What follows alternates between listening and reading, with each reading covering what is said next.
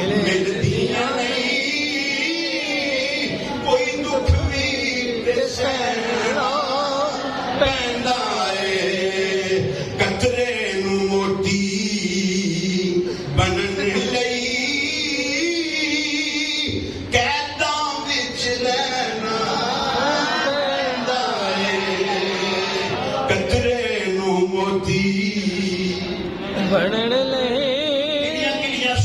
मिसालां दे के साडे बुजुर्गां ने मसले समझाए ने कतरे नू मोती बनन लई कैदां विच रहना पैंदा है।